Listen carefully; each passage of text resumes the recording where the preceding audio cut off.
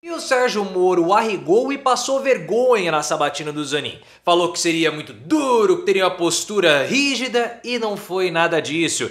E ele passou vergonha porque levou fake news de internet para a sabatina de um futuro ministro do STF. Sinceramente, o Moro, ele acertou com essa regada, porque pressionar um futuro ministro do STF seria um erro, ainda mais dele, que vai ser julgado amplamente no tribunal. Mas não fala então que vai ser pesado, que vai ser duro, para depois dar essa regada. Até os bolsonaristas elogiaram o Zanin. Claro, todos eles estão com medo dos julgamentos futuros. Você vai colocar nos comentários o que você achou dessa regada do Sérgio Moro. Foi um erro? Foi um acerto? E o que você acha desse tipo de sabatina de futuros ministros do STF? É só um teatro? Precisa mudar? Deixe seu like se você concorda comigo que o Moro é um arregão e se inscreva no canal. O principal embate que todo mundo estava esperando nessa sabatina do Zanin, que ainda tá rolando, mas ele vai ser ministro do STF, isso já está garantido, foi do Sérgio Moro com relação ao Zanin. Porque o Moro ficou alardeando para a imprensa via sua assessoria que ele seria muito duro, que ele estava fazendo uma preparação imensa,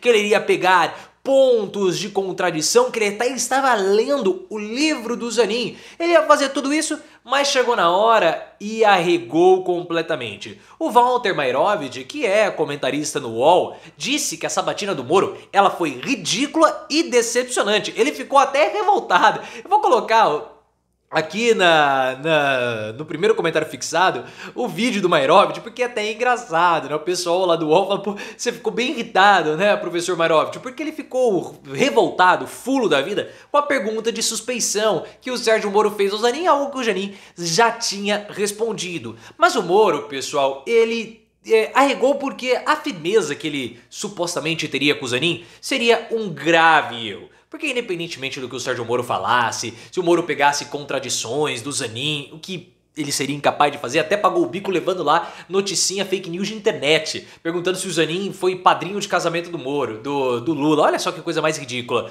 O Zanin seria aprovado, de qualquer forma.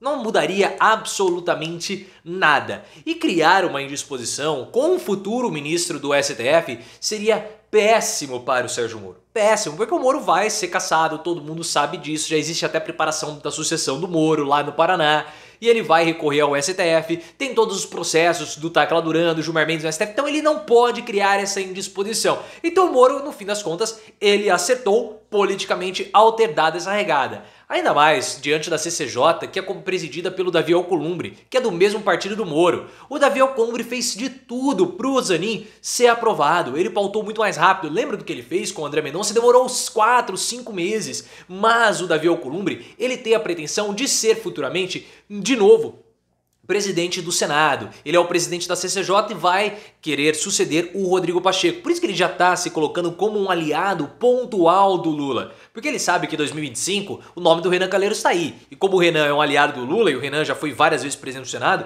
sempre é o nome ventilado. Então ele tem que ficar puxando o saco do Lula. Ele iria evitar qualquer tipo de, como eu posso dizer, indisposições com o Zanin. Mas as intenções do Sérgio Moro, na minha opinião, ficaram muito claras. Ele fez assim um monte de pergunta que não tinha nada a ver. Essa pergunta do casamento, aí fez a pergunta lá usando o livro do Zanin. Tudo cortina de fumaça, pessoal. Tudo cortina de fumaça. A grande intenção do Sérgio Moro era saber, no fim das contas, se o Zanin vai ser ou não vai ser duro com o Moro lá no STF. É somente isso. Então ele ficou lá jogando um monte de pergunta para mascarar as perguntas que eram as perguntas que ele, Moro, queria saber. Sobre suspensão nos casos da Lava Jato, porque ele, Moro, está envolvido nos casos da Lava Jato, então ele tem medo do Zanin nesse caso. Provas ilícitas. A gente sabe também como o Sérgio Moro, na Operação Vaza Jato, teve a respeito das provas ilícitas e também o foro privilegiado. Esses eram os pontos que o Sérgio Moro quis descobrir do Zanin. E nós já tínhamos falado também em vídeo antigo aqui no canal que esse seria o objetivo do Moro. Ele iria mascarar as perguntas para saber aquilo que realmente importava. Primeiro pelo seguinte, quando o Moro começa a falar de foro privilegiado, o Moro até cita, olha, existe algum entendimento do STF de acusações que deveriam ir para o foro privilegiado, somente acusações que ocorreram durante o mandato. O Moro, ele não quer ser julgado no STF, porque existe uma indisposição muito grande do tribunal contra ele. E as duas acusações fortes contra ele que estão no STF, ocorreram antes do mandato.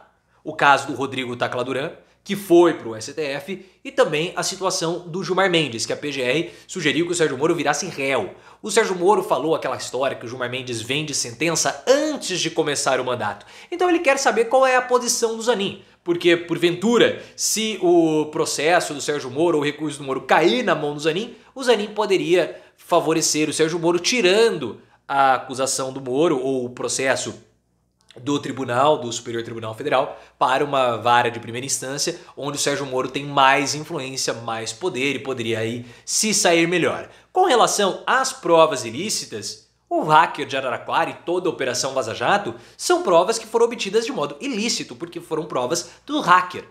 Foi uma invasão, e isso vai pautar também as condenações futuras do Sérgio Moro.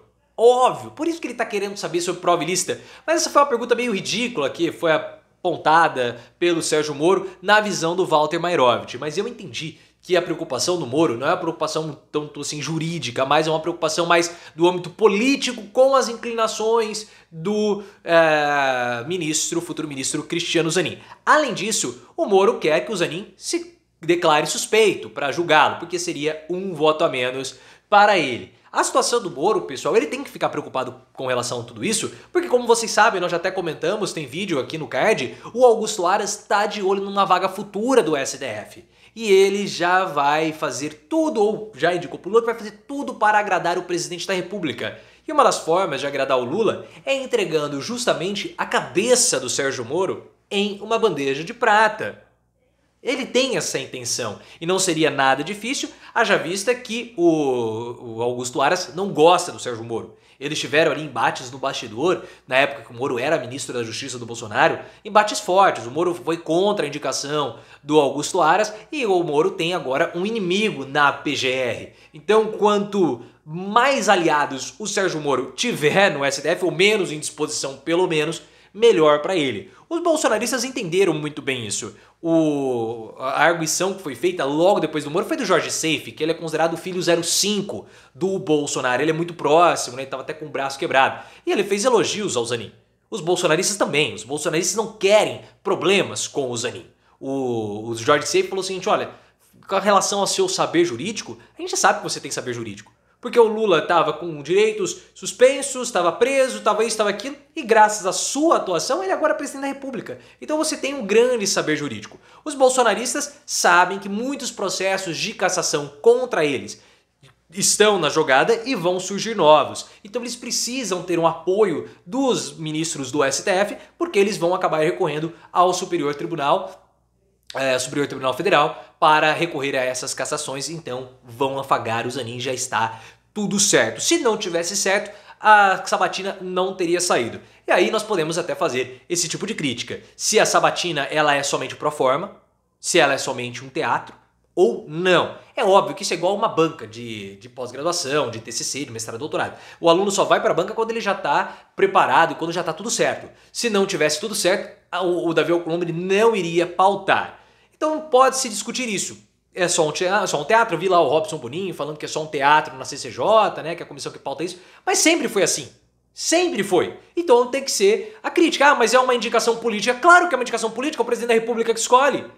O presidente da República ele escolhe independentemente de quem ser o presidente da República e o Senado referenda. Se o Senado aprovou, é porque ele concordou com a escolha do presidente da República. Então a crítica tem que ser ao Senado, tem que ser ao processo. Acreditar que não é político só se fosse concurso público. Pelo menos essa é a minha visão. Aí não tem concurso público, aprova aquele que tirou a maior nota e beleza. Enquanto tem indicação, existem fatores políticos. Então fica um pouco irritante algumas críticas que são feitas com relação ao processo de escolha do ministro do STF.